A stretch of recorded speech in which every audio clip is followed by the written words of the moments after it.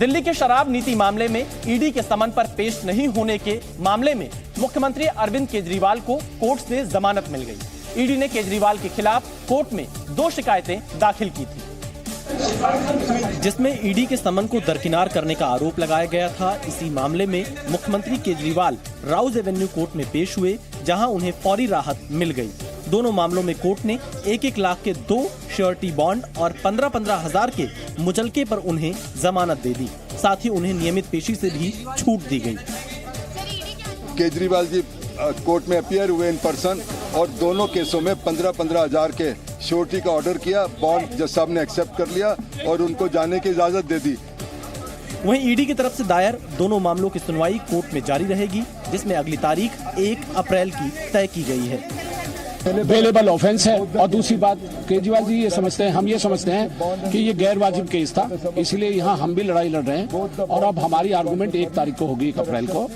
ED ने केजरीवाल को शराब नीति मामले में पूछताछ के लिए 8 बार समन भेजकर बुलाया, लेकिन समन को गैर कानूनी बताकर केजरीवाल एक बार भी पेश नहीं हुए, जिस पर ईडी की शिकायत पर कोर्ट में केस चल रहा है। अरविंद केजरीवाल पर फिलहाल गिरफ्तारी की तलवार भले ही हट गई हो, लेकिन शराब नीति मामले में ईडी की कार्रवाई जारी है, जिस पर सियासी हमले करते हुए बीजेपी ने केजरीवाल को घेर लिया और घोटालों में शामिल होने का आरोप लगाते हुए केजरीवाल को ईडी के सामने पेश होने की नसीहत दे डाली। अब ये जमानत पे इस समय हैं, लेकिन इनको कहा गया है जल्दी से ईडी के समन्स का जवाब दीजिए, उपस्थित होइए, कानून का पालन करिए। वहीं बीजेपी ने केजरीवाल की कोर्ट में पेश होने को भी शर्मनाक बताया। जब जब माननीय मुख्यमंत्री केजरीवाल जी समन का निरादर करते हैं तो वो कानून का उल्लंघन करते हैं, लेकिन आज ये तय हो गया कि उनकी उद्दंडता देश की कचहरी को भी मान्य नहीं है। बीजेपी ने सरकारी एजेंसियों के खिलाफ लगाए गए आरोपों पर भी विपक्षी दलों पर सियासत करने का आरोप लगाया। दिल्ली शराब नीति मामले में तेलंगाना के पूर्व सीएम केसीआर की बेटी और बीआरएस नेता के कविता को दिल्ली की राउज एवेन्यू कोर्ट ने 7 दिन की ईडी कस्टडी में भेज दिया। ईडी ने उन्हें कल हैदराबाद से गिरफ्तार किया था, जिस पर के कविता ने सवाल खड़े कर दिए और ईडी की कार्रवाई को के कविता ने पूरी तरह से गैर कानूनी बताया है। ईडी की टीम ने कल हैदराबाद में के कविता के ठिकानों पर छापेमारी के बाद उन्हें गिरफ्तार किया था और रात में ही उन्हें हैदराबाद से दिल्ली लाया गया था, जिसके बाद आज के कविता को कोर्ट में पेश किया गया, जहां पेशी के दौरान ले जाते वक्त जब उनसे गिरफ्तारी पर सवाल किया गया तो उन्होंने इसे गैर कानूनी बताया। Ma'am, would you like to say something? It's an illegal arrest. शराब नीति मामले में के कविता से ईडी ने 2023 में 3 बार पूछताछ की थी। के कविता पर आरोप है कि वो शराब कारोबारियों की साउथ लॉबी के साथ जुड़ी हुई थी और दिल्ली आबकारी नीति घोटाले में उनकी बड़ी भूमिका रही थी।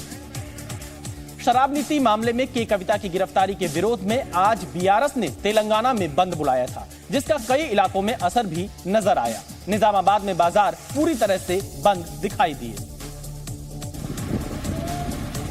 और इस दौरान शहर की सड़कों पर सन्नाटा नजर आया। पूरे बाजार में जहां भी नजर गई वहां दुकानों पर ताला लटका दिखाई दिया। वहीं सड़कों पर लोगों की आवाजाही भी ना के बराबर दिखाई दी। वहीं के कविता की गिरफ्तारी के विरोध में बीआरएस कार्यकर्ता सड़कों पर उतर आए और केंद्र सरकार के खिलाफ प्रदर्शन किया। नारेबाजी कर रहे कार्यकर्ताओं ने पुतला फूंककर अपने गुस्से का इजहार भी किया।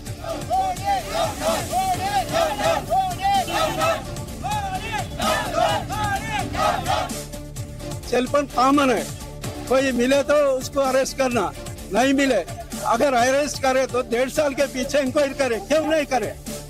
आज ये पॉलिटिकल कक्षा है। तेलंगाना के सिरसिला में भी बीआरएस कार्यकर्ताओं ने जोरदार प्रदर्शन किया।